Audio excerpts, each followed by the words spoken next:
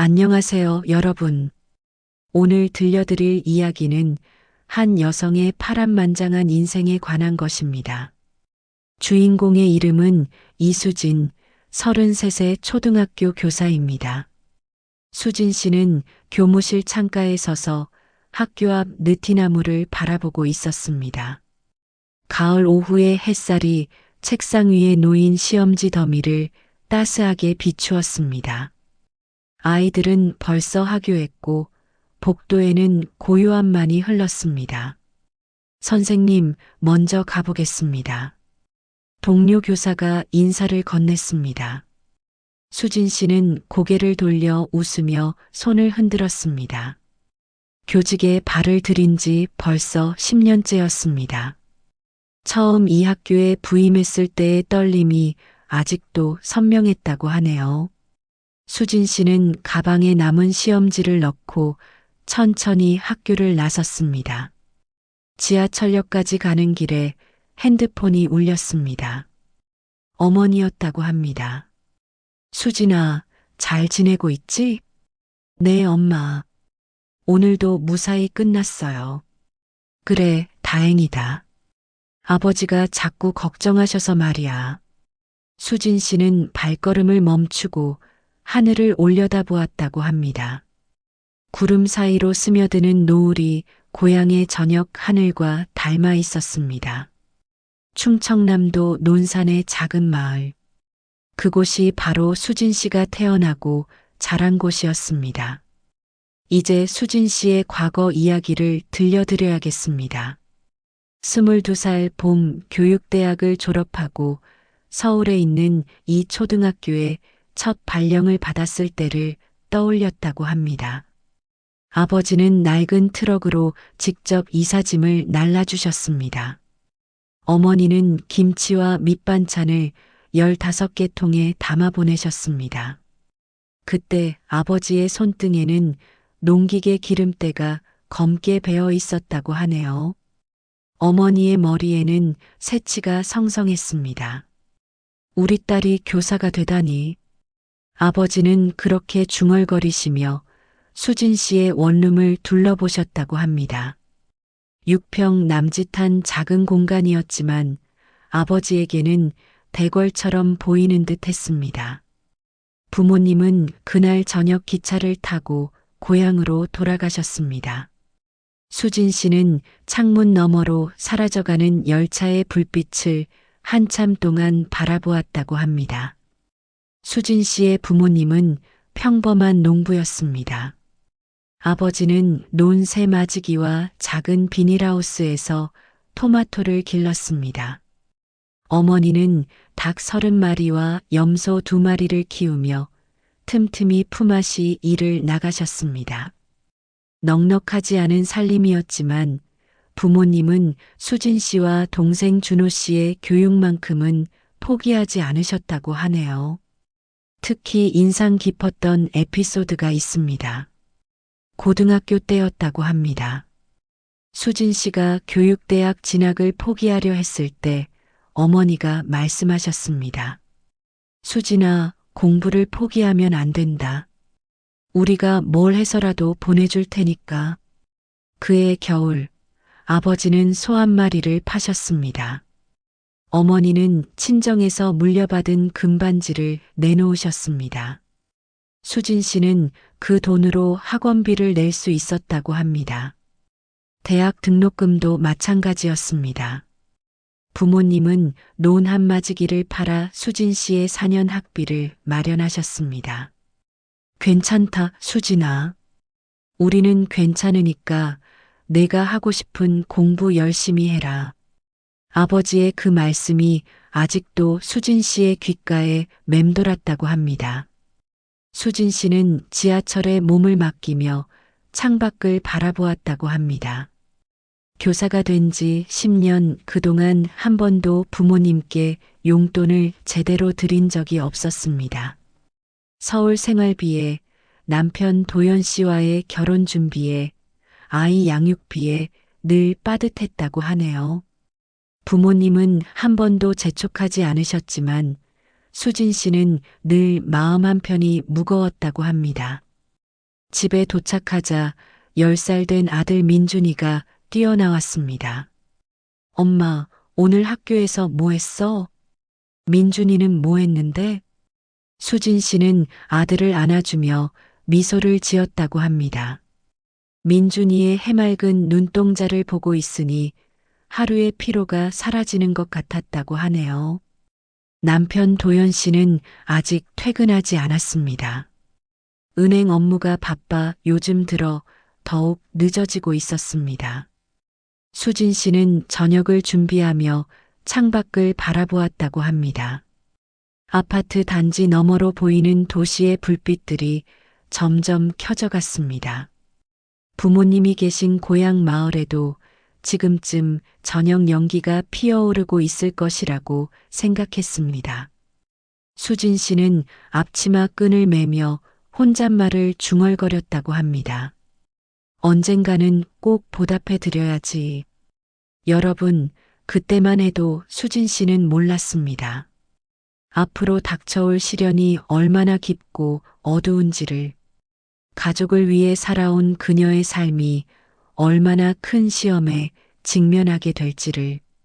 하지만 그 모든 것을 견뎌낼 힘도 결국은 가족에게서 나올 것이라는 사실을 말입니다. 다음 이야기에서는 수진 씨의 남편 도연 씨에게 어떤 변화가 찾아오는지 들려드리겠습니다. 여러분, 지난 이야기에서 수진 씨의 평범하고 소박한 일상을 들려드렸는데요. 오늘은 그 평온했던 일상에 첫 번째 파도가 밀려온 이야기를 들려드리겠습니다. 어느 목요일 저녁이었습니다. 수진 씨가 늘 그렇듯 저녁 준비를 하고 있을 때 남편 도연 씨가 평소보다 일찍 집에 들어왔다고 합니다. 표정이 어딘지 모르게 들떠 보였습니다. 여보, 나 좀 중요한 얘기가 있어. 도연 씨는 넥타이를 풀며 말했습니다. 수진 씨는 국물관을 보다가 고개를 돌렸습니다. 무슨 일이야? 표정이 좀 이상한데. 아니야, 좋은 일이야. 아주 좋은 일. 도연 씨는 소파에 앉으며 깊게 숨을 들이쉬었다고 합니다. 수진 씨는 불을 끄고 그 옆에 앉았습니다. 결혼한 지 10년 남편의 이런 표정을 본 적이 거의 없었다고 하네요.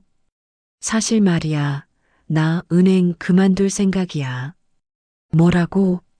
수진 씨는 깜짝 놀라 남편을 바라보았습니다. 도연 씨는 시중은행에서 10년 넘게 근무한 성실한 직장인이었습니다.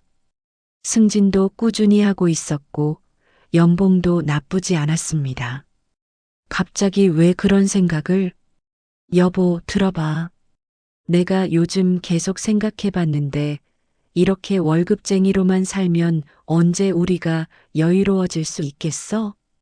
도연 씨는 목소리에 힘을 주며 말했다고 합니다. 수진 씨는 여전히 당황스러운 표정이었습니다.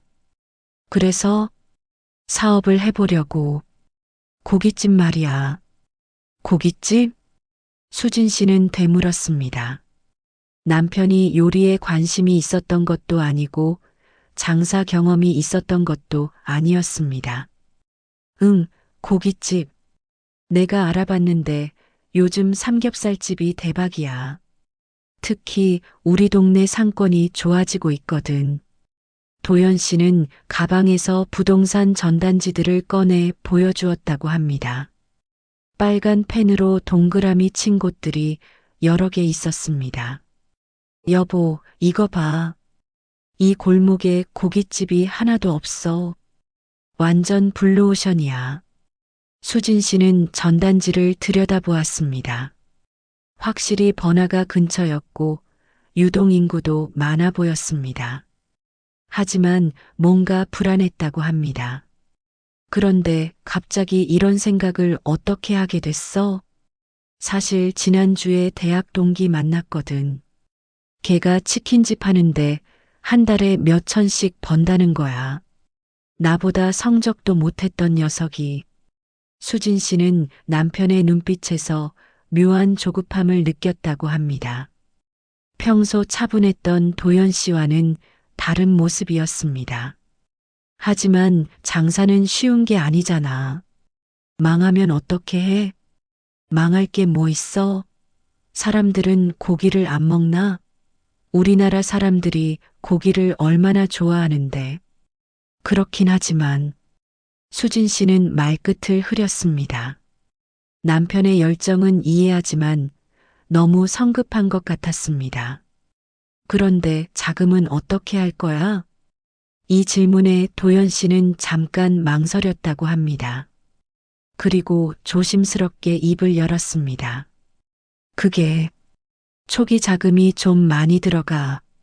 보증금에 인테리어에 장비까지. 얼마나? 한 1억 정도? 수진 씨는 눈이 커졌습니다. 1억이라는 돈은 그들에게 천문학적인 금액이었습니다. 1억을 어디서 구해? 대출을 받을 수는 있는데 이자가 좀 부담스러워서. 도연 씨는 말을 더듬었습니다. 수진 씨는 뭔가 불길한 예감이 들었다고 합니다. 설마, 여보, 장인어른께 한 번만 부탁해보면 안 될까? 결국 나온 말이었습니다. 수진 씨는 머리가 하얘졌다고 합니다. 부모님께 1억을 빌려달라고? 농사만 지으시는 부모님께서 그런 큰 돈이 어디 있겠습니까? 여보, 우리 부모님이 그런 돈이 어디 있어? 있을 거야. 땅도 있으시고 농협에 적금도 꽤 있으실 텐데. 그 땅이 부모님 노후 자금이야. 그걸 어떻게 해? 수진 씨의 목소리가 떨렸다고 합니다. 남편이 이렇게 무책임한 생각을 할 줄 몰랐습니다. 여보, 나 진짜 확신해. 이거 성공할 거야. 그러면 갚는 건 문제 없어. 확신한다고 다 되는 게 아니잖아. 왜 이렇게 부정적으로만 생각해? 도연 씨의 목소리가 날카로워졌습니다. 수진 씨는 처음 보는 남편의 모습에 당황했다고 합니다. 부정적인 게 아니라 현실적인 거야. 1억이 얼마나 큰 돈인지 알아? 알아, 당연히 알지. 그래서 더 신중하게 생각한 거야. 하지만 수진 씨가 보기에 남편은 전혀 신중해 보이지 않았습니다. 오히려 성공에 대한 막연한 확신만 가득했습니다. 그날 밤 부부는 거의 처음으로 큰 소리를 냈다고 합니다. 도연 씨는 수진 씨가 자신의 꿈을 이해해주지 않는다고 했고, 수진 씨는 남편이 너무 무모하다고 했습니다. 내가 언제까지 이렇게 남의 밑에서 일해야 해? 나도 내 가게 갖고 싶어. 그렇다고 부모님 노후 자금까지 건드려. 빌리는 거라고. 나중에 갚으면 되잖아. 나중이 언제야? 만약 망하면? 이런 말들이 오갔다고 합니다. 결국 그날 밤 도연 씨는 화가 나서 먼저 잠자리에 들어갔습니다. 수진 씨는 거실에 혼자 앉아 한참을 생각했다고 하네요. 다음 날부터 집안 분위기가 어색해졌습니다. 도연 씨는 수진 씨가 마음을 바꿔주기를 기대했고, 수진 씨는 남편이 포기하기를 바랐습니다. 하지만 둘 다 양보하지 않았습니다. 일주일이 지나고 도연 씨는 다시 한번 시도했습니다. 여보, 내가 사업 계획서도 써봤어. 한 번만 봐줘. 도연 씨는 밤새 작성한 듯한 서류를 내밀었습니다. 매출 계획부터 손익분기점까지 나름 자세히 적혀 있었습니다. 이 정도면 성공할 수 있을 것 같지 않아? 수진 씨는 서류를 보며 고민에 빠졌다고 합니다. 남편의 진정성은 느껴졌지만 여전히 불안했습니다. 그런데 왜 하필 우리 부모님께? 은행 대출은 이자가 너무 높아. 그리고 장인어른께서 워낙 나를 예뻐해 주시잖아. 확실히 수진 씨의 아버지는 사위 도연 씨를 좋아하셨습니다. 성실하고 예의 바른 모습 때문이었습니다. 결국 수진 씨는 고민 끝에 부모님께 전화를 드렸다고 합니다. 아버지, 죄송한데 도연이가 사업을 하려고 하는데 전화기 너머로 아버지의 놀라는 기색이 느껴졌습니다. 사업?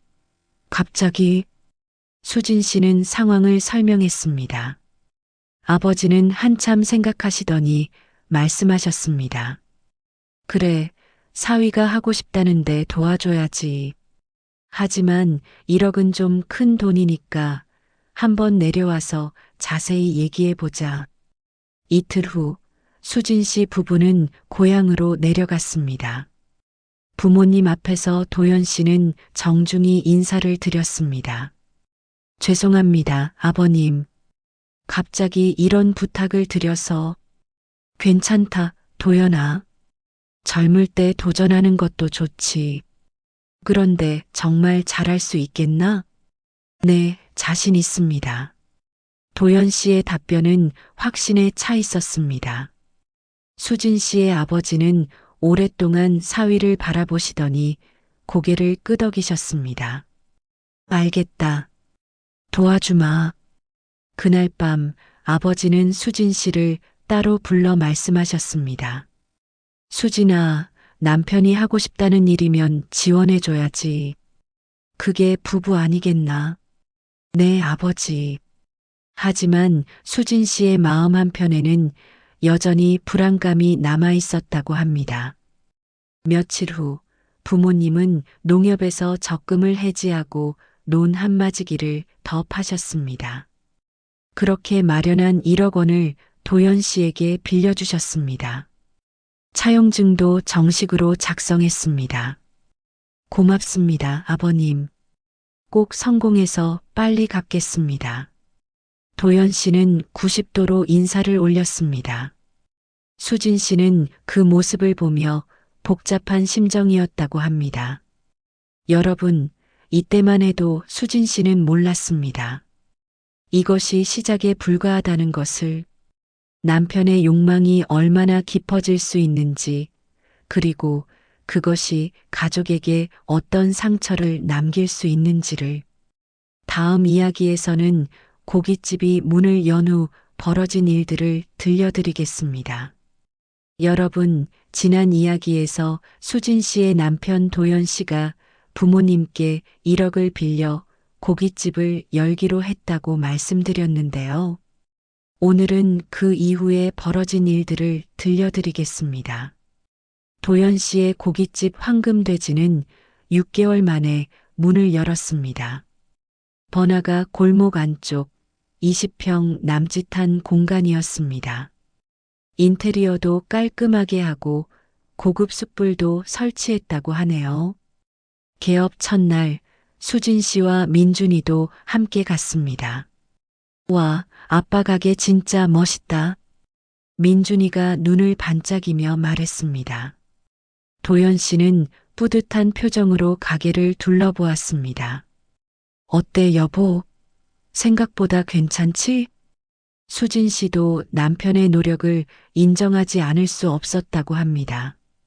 정말 정성스럽게 준비한 것이 보였습니다. 응, 정말 깔끔하게 잘 해놨네. 개업 첫 주는 나름 성황이었습니다. 지인들도 많이 와주고 근처 직장인들도 점심시간에 들렀습니다. 도연 씨는 매일 밤 늦게 집에 와서 매출 이야기를 했습니다. 오늘 70만 원 나왔어. 이 정도면 한 달에 2천은 넘을 것 같은데? 수진 씨는 남편의 들뜬 모습을 보며 조금씩 안심이 되었다고 합니다. 혹시 정말 성공할지도 모른다는 생각이 들었습니다. 하지만 한 달이 지나자 상황이 달라졌습니다. 초기에 호기심이 사라지면서 손님이 눈에 띄게 줄어들었습니다. 특히 평일 저녁 시간대가 문제였습니다. 요즘 사람들이 왜 이렇게 안 와? 도연 씨는 빈 가게에 앉아 한숨을 쉬었습니다.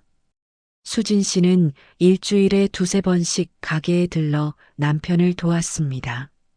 마케팅을 좀 더 해봐야 하는 거 아닐까? 돈이 어디 있어? 광고비도 만만치 않더라고. 2달째에는 적자가 나기 시작했습니다. 임대료에 인건비, 재료비까지 빠져나가는 돈이 만만치 않았습니다. 도연 씨의 표정은 점점 어두워졌습니다. 그러던 어느 날 수진 씨에게 예상치 못한 전화가 왔습니다. 아버지였습니다. 수진아, 도연이가 약속한 첫 이자 입금이 안 됐는데? 수진 씨는 깜짝 놀랐습니다. 도연 씨는 매월 이자라도 꼬박꼬박 드리겠다고 약속했었습니다. 아, 아버지. 제가 확인해보고 연락드릴게요. 그날 밤 수진 씨는 남편에게 물어봤습니다. 여보, 아버지께 이자 입금 안 했어? 도연 씨는 잠깐 표정이 굳었다가 대답했습니다. 아, 그게 이번 달은 좀 어려워서 다음 달에 몰아서 드릴게. 약속하지 않았어? 이자만큼은 꼭 지키겠다고. 알아. 그런데 지금 가게가 좀 어려운 상황이라서 수진 씨는 가슴이 답답했다고 합니다. 부모님께 면목이 없었습니다. 그럼 내가 우선 보내드릴게. 뭘로?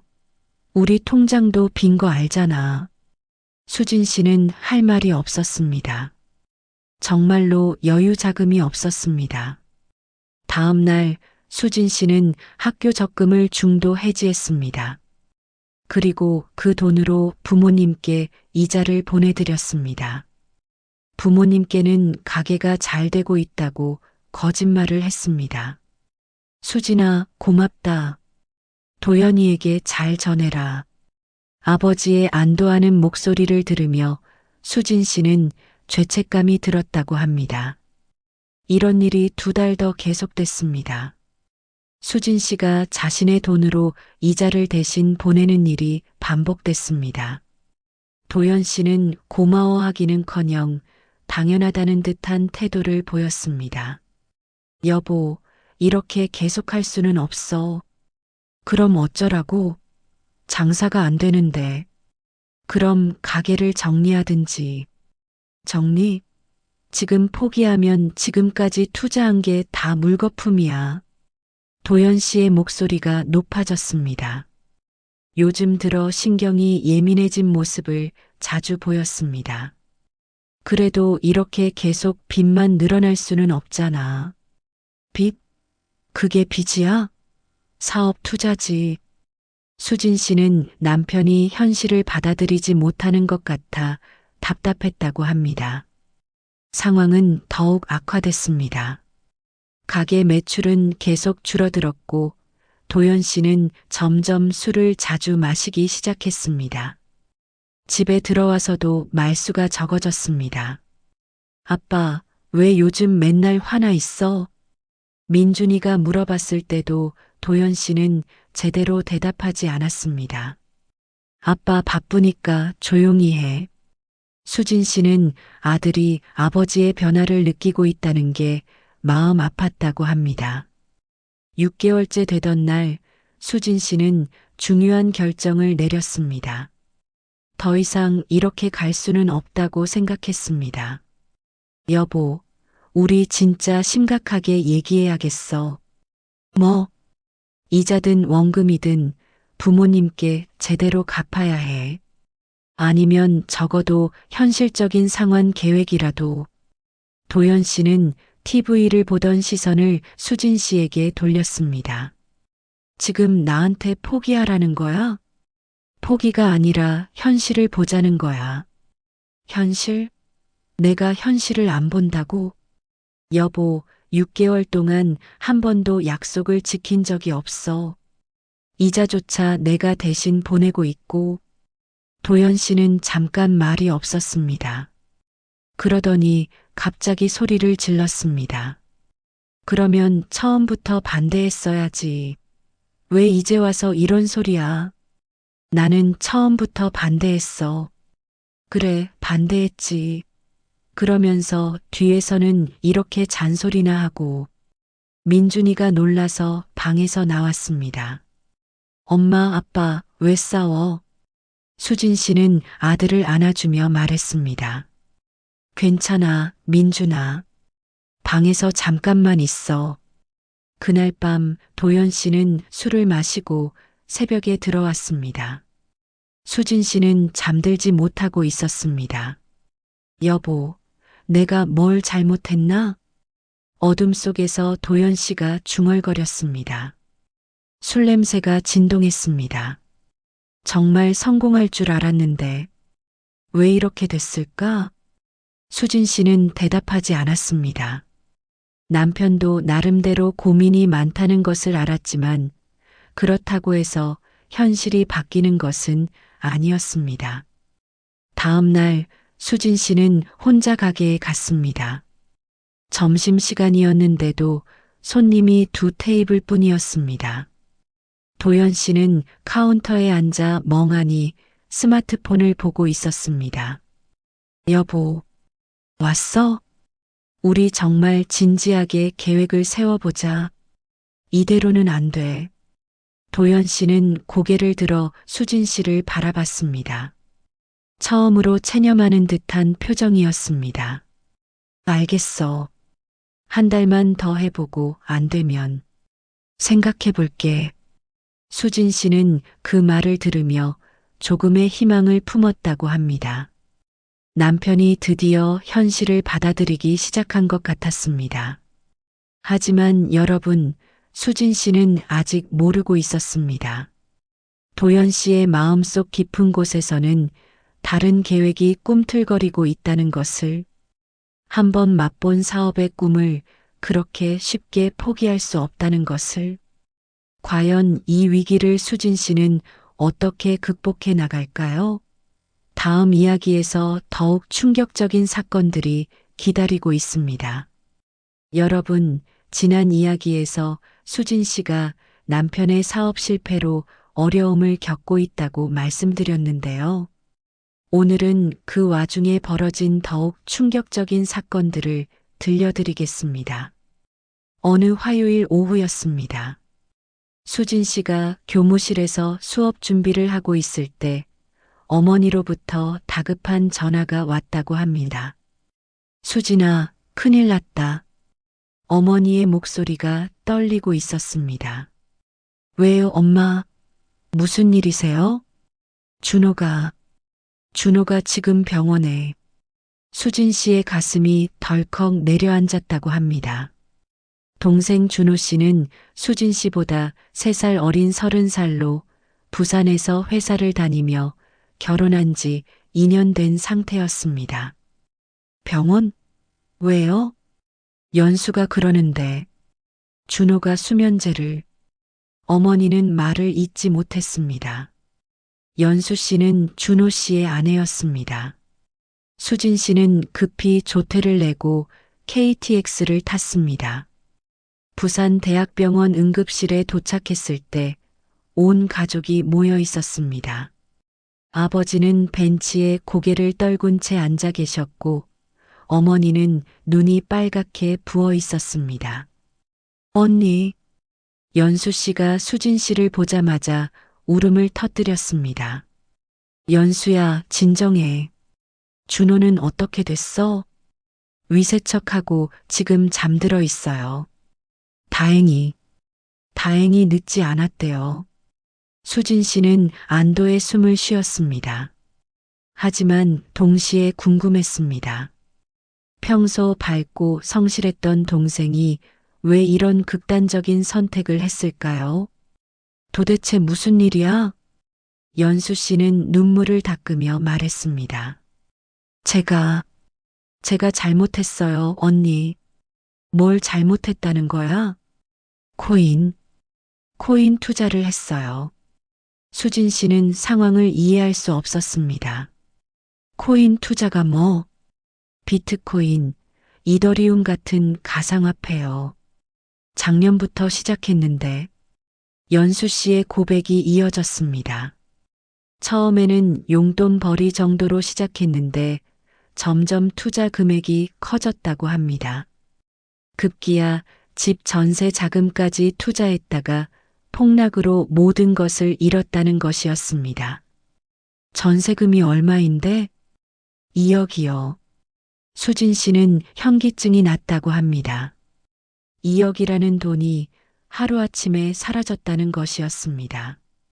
그래서 오빠가, 네, 준호가 알고 나서 며칠 동안 말도 안 했어요. 그러더니 갑자기 연수 씨는 다시 울음을 터뜨렸습니다. 중환자실에서 나온 준호 씨는 하얗게 질려 있었습니다. 수진 씨가 손을 잡자 눈을 떴습니다. 누나, 준호야, 정신 차려. 이게 뭐야? 미안해요, 누나. 정말 미안해요. 준호 씨의 눈에서 눈물이 흘렀습니다. 왜 혼자 끙끙 앓았어? 가족한테 말하지. 어떻게 말해요? 2억을 날렸는데. 수진 씨는 동생의 손을 꽉 잡았습니다. 돈은 다시 벌면 돼. 생명이 더 소중한 거 아니야? 그날 밤 가족들은 병원 로비에서 밤을 샜습니다.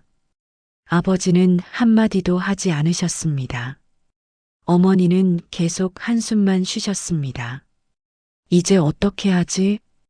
어머니가 중얼거렸습니다. 전세 계약이 다음 달에 만료되는데 집주인이 재계약을 안 해준다고 해요. 연수 씨가 말했습니다. 그럼 준호 가족이 갈 곳이 없다는 거네? 네. 그래서 준호가 더 절망한 것 같아요. 수진 씨는 머리가 복잡했습니다. 남편의 사업 문제도 해결되지 않은 상황에서 이런 일까지 벌어졌습니다. 다음 날 아버지가 말씀하셨습니다. 내가 해결하마. 아버지, 논 2마지기 더 팔고 적금도 해지할 테니까. 아버지, 그러시면 안 돼요. 그게 노후 자금인데. 자식이 길에서 살 수는 없지. 아버지의 목소리는 담담했지만 수진 씨는 그 속에 깊은 슬픔을 느꼈다고 합니다.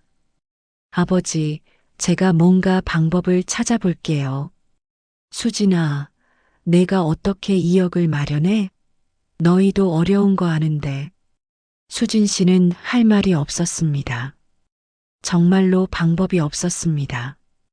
결국 아버지는 남은 논 2마지기를 파셨습니다. 그리고 평생 모은 적금도 모두 해지하셨습니다. 그렇게 마련한 돈으로 준호 씨 가족의 전세금을 갚고 임시로 살 곳을 마련해 주셨습니다. 아버지, 죄송합니다. 준호 씨는 아버지 앞에서 무릎을 꿇었습니다. 일어서라. 이제 다시 시작하면 되는 거 아니냐? 하지만 아버지의 얼굴에는 깊은 상처가 드러나 있었습니다. 수진 씨는 서울로 돌아가면서도 마음이 무거웠다고 합니다. 부모님의 모든 재산이 자식들의 실수로 사라져버렸습니다. 남편 도연 씨에게 빌려준 1억, 동생 준호 씨를 위해 쓴 2억. 부모님께는 더 이상 남은 것이 없었습니다. 집에 도착해서 남편에게 상황을 설명했습니다. 그래서 아버님이 논을 다 파셨다고? 응, 이제 정말 아무것도 안 남으셨어. 도연 씨는 잠깐 침묵했습니다. 수진 씨는 남편이 미안해할 줄 알았습니다.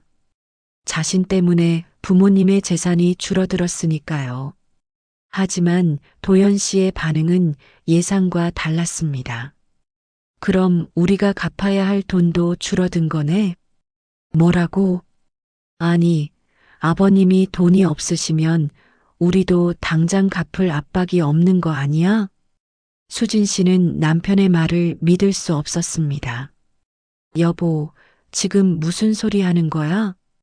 현실적으로 생각해봐. 아버님이 돈이 없으시면. 그만해. 수진 씨가 소리를 질렀습니다. 남편의 이런 모습을 본 적이 없었습니다. 부모님이 이런 상황인데 어떻게 그런 말을 해? 나도 억울하다고. 내가 뭘 잘못했어? 그때였습니다. 또다시 전화벨이 울렸습니다. 이번에도 어머니였습니다. 수진아, 아버지가. 엄마, 또 무슨 일이세요? 농기계에 깔렸어. 지금 응급실로 가고 있어. 수진 씨는 핸드폰을 떨어뜨릴 뻔했습니다. 뭐라고요? 트랙터가 논두렁에서 미끄러져서 아버지가 밑에 깔렸다고. 수진 씨는 가방을 들고 뛰어나갔습니다. 도연 씨에게 상황을 설명하며 함께 가자고 했습니다. 하지만 도연 씨의 대답은 충격적이었습니다. 나는 가게 봐야 해. 요즘 장사도 안 되는데. 여보, 아버지가 중태라고. 병원 가봤자 내가 할 수 있는 게 뭐 있어? 수술비도 없는데. 수진 씨는 남편을 멍하니 바라보았습니다. 이 사람이 정말 자신의 남편인지 의심스러웠습니다. 그럼 혼자가. 수진 씨는 문을 박차고 나갔습니다. 지하철에서 눈물이 나왔습니다. 부모님의 고통도 견디기 힘든데 남편마저 이런 모습을 보이다니. 논산병원에 도착했을 때 아버지는 수술실에 계셨습니다. 어머니는 복도에서 기도를 하고 계셨습니다. 엄마, 수진아 왔구나. 아버지가. 어머니는 말을 잇지 못하고 울었습니다. 수술은 6시간이나 걸렸습니다.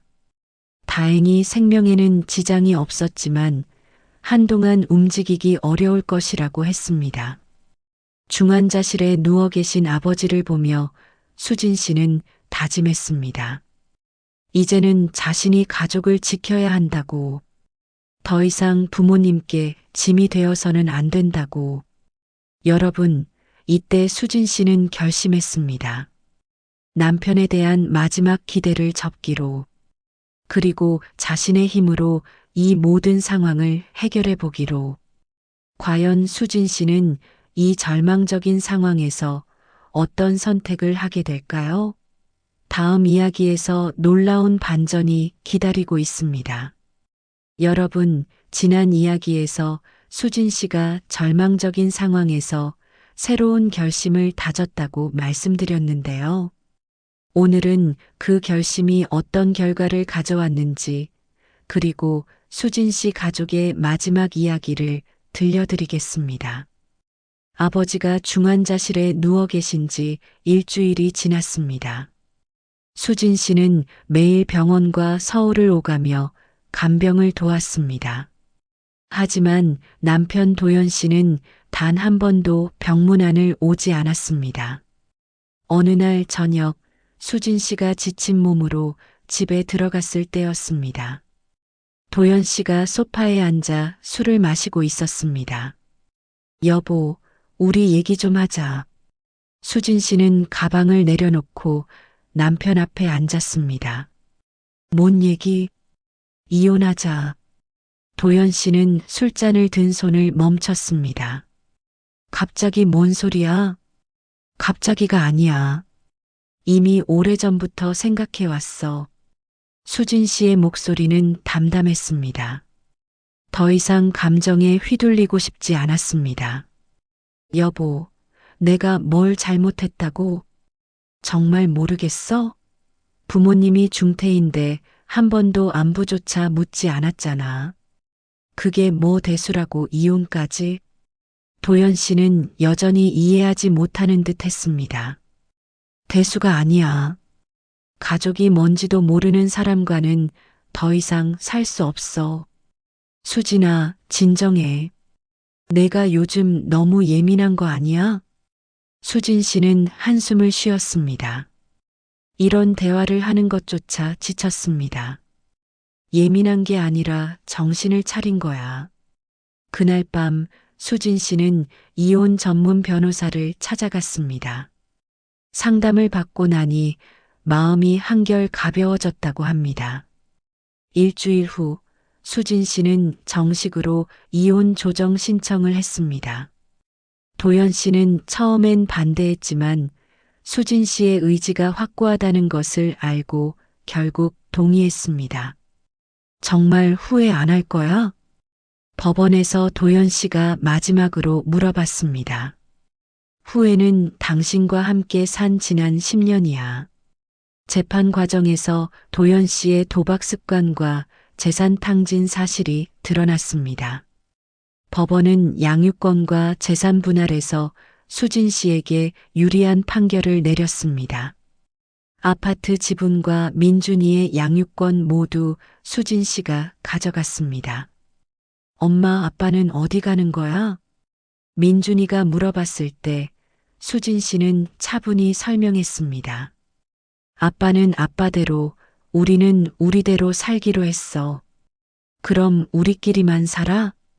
응, 그리고 할아버지, 할머니, 삼촌도 함께. 민준이는 고개를 끄덕였습니다. 10살이었지만 나름대로 상황을 이해하는 듯 했습니다. 도연 씨는 이혼 후 신용불량자가 되었습니다. 사업 실패로 인한 빚과 생활비 대출이 눈덩이처럼 불어났기 때문입니다. 시댁에서는 결국 집을 팔아 아들의 빚을 갚아야 했습니다. 한편 아버지는 한 달 만에 중환자실에서 나오셨습니다. 완전히 회복되지는 않았지만 생명에는 지장이 없다고 했습니다. 수진아, 고생 많았다. 아버지가 수진 씨의 손을 잡으며 말씀하셨습니다. 아니에요, 아버지. 제가 부족해서 이런 일까지 벌어진 거예요. 무슨 소리냐? 내가 없었으면 우리 가족이 어떻게 됐겠어. 수진 씨는 아버지의 거칠어진 손을 바라보며 눈시울이 뜨거워졌다고 합니다. 동생 준호 씨도 많이 달라졌습니다. 극단적인 선택을 한 후 정신과 상담을 꾸준히 받으며 마음을 다잡고 있었습니다. 누나, 정말 미안해요. 쟤 때문에 가족이 이렇게 됐는데. 준호야, 이제 그런 말 하지 마. 다 지난 일이야. 앞으로는 정말 열심히 살 거예요. 부모님께 갚을 게 너무 많아서. 준호 씨는 새로운 직장을 구해 성실히 다니고 있었습니다. 아내 연수 씨도 파트타임 일을 시작했습니다. 수진 씨는 이혼 후 인천으로 이사를 결정했습니다. 서울보다 생활비가 적게 들고 부모님께도 가까웠기 때문입니다. 엄마, 새 집 어때? 민준이가 새 아파트를 둘러보며 물어봤습니다. 좋지? 여기서 새로 시작하는 거야. 전세 2억짜리 아파트였지만 수진 씨에게는 궁전 같았습니다. 무엇보다 마음이 편했습니다. 이사 후 첫 주말, 수진 씨는 부모님과 동생 가족을 모두 초대했습니다. 오랜만에 가족이 한자리에 모인 것이었습니다. 할아버지, 여기 와보세요. 민준이가 아직 회복 중인 할아버지의 손을 잡고 베란다로 안내했습니다. 우와, 바다가 보여요. 멀리 인천항이 보이는 풍경이었습니다. 아버지는 손자의 해맑은 모습을 보며 미소를 지으셨습니다. 할아버지도 좋지? 그래, 정말 좋구나. 저녁 식사를 준비하며 수진 씨는 어머니와 이야기를 나눴습니다. 엄마, 그동안 너무 고생하셨어요. 고생은 무슨. 자식들이 잘 사는 게 제일이지. 앞으로는 제가 모실게요. 수진아, 내가 혼자 어떻게 다 감당해? 할 수 있어요. 이제 짐 하나 덜었잖아요. 어머니는 딸의 농담에 씁쓸하게 웃으셨습니다. 그래도 남편이 있는 게 나았을 텐데. 아니에요, 엄마. 혼자가 훨씬 편해요. 정말 그랬습니다. 수진 씨는 이혼 후 처음으로 마음의 평화를 찾았다고 합니다. 식사 중에 아버지가 말씀하셨습니다. 수진아, 내가 너한테 미안한 게 하나 있다. 뭐가요, 아버지? 도연이한테 빌려준 그 돈 말이야. 받을 수 있겠나? 수진 씨는 고개를 저었습니다. 아버지, 그냥 포기하세요. 그 사람 지금 신용불량자예요. 그래도 1억인데. 아버지, 돈보다 중요한 게 있어요. 수진 씨는 식탁을 둘러본 가족들을 바라보며 말했습니다. 우리가 이렇게 건강하게 모여 있는 것만으로도 충분해요. 준호 씨가 조심스럽게 입을 열었습니다. 누나, 제가 앞으로 조금씩이라도 갚을게요. 아버지께 빌린 돈. 준호야, 넌 내 가정부터 챙겨. 그게 우선이야. 하지만, 준호야, 누나 말이 맞다. 아버지가 아들을 말리셨습니다. 이제 우리는 서로 돕고 사는 거야. 누가 갚고 누가 받고 그런 거 없이. 그날 밤 가족들이 돌아간 후 수진 씨는 혼자 베란다에 나가 밤바다를 바라보았습니다. 민준이는 방에서 숙제를 하고 있었습니다. 엄마, 민준이가 불렀습니다. 왜? 숙제 다 끝났어요. 내일 할아버지 댁 가요? 응, 가자. 할아버지 다리 언제 나아요? 조금 더 기다려야 해. 그럼 제가 할아버지 지팡이가 되어 드릴게요. 수진 씨는 아들을 안아주며 말했습니다. 민준아, 고마워. 엄마도 고마워요. 새 집으로 이사 와줘서. 수진 씨는 아들의 순수한 마음에 감동했다고 합니다. 한 달 후 수진 씨는 부모님께 작은 용돈을 드릴 수 있었습니다. 생활비가 절약되고 이혼으로 받은 재산 분할금도 있었기 때문입니다. 수진아, 이런 거 안 줘도 돼. 아버지, 받으세요. 이제 제가 효도할 때가 됐어요. 고마워, 우리 딸. 아버지의 목소리가 떨렸습니다. 6개월이 지난 어느 날 수진 씨는 우연히 도연 씨를 마주쳤습니다. 마트에서였는데 많이 초라해 보였습니다. 수진아, 안녕하세요. 민준이는 잘 지내? 네, 잘 지내요. 나도 미안했어. 그때 도연 씨는 말끝을 흐렸습니다. 이미 지난 일이에요. 수진 씨는 더 이상 분노를 느끼지 않았습니다. 오히려 안쓰러웠습니다. 민준이 보고 싶으면 연락하세요. 정말? 네, 아이에게는 아빠니까요. 그렇게 말하고 헤어진 후 수진 씨는 마음이 한결 가벼워졌다고 합니다. 미움도 원망도 모두 내려놓았습니다. 여러분, 이제 수진 씨의 이야기를 마무리할 때가 되었습니다. 지금 수진 씨는 인천의 작은 아파트에서 아들과 함께 평범하고 소박한 삶을 살고 있습니다. 주말마다 부모님을 찾아뵙고 동생 가족과도 자주 만납니다. 무엇보다 마음의 평화를 찾았습니다. 엄마, 우리 행복하죠? 어느 날 저녁 민준이가 물어봤습니다. 응, 행복해. 저도 행복해요. 수진 씨는 아들을 안아주며 생각했습니다. 돈이 전부가 아니라는 것을, 진짜 소중한 건 함께하는 사람들이라는 것을, 그리고 어떤 어려움이 와도 가족이 있으면 이겨낼 수 있다는 것을.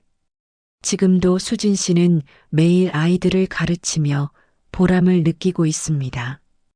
부모님의 건강도 조금씩 좋아지고 있고 동생도 새로운 삶을 차근차근 만들어가고 있습니다. 때로는 힘들 때도 있습니다. 혼자 아이를 키우는 일이 쉽지만은 않으니까요. 하지만 수진 씨는 후회하지 않습니다. 자신이 내린 선택이 옳았다고 확신하기 때문입니다. 여러분, 수진 씨의 이야기는 우리에게 말해줍니다. 때로는 놓는 것도 용기라는 것을, 그리고 진짜 소중한 것들은 결코 잃어버리지 않는다는 것을, 가족의 사랑은 어떤 시련도 이겨낼 수 있다는 것을 말입니다. 긴 이야기 들어주셔서 고맙습니다. 모든 분들의 가정에도 수진 씨처럼 따뜻한 사랑과 평화가 함께하기를 바랍니다.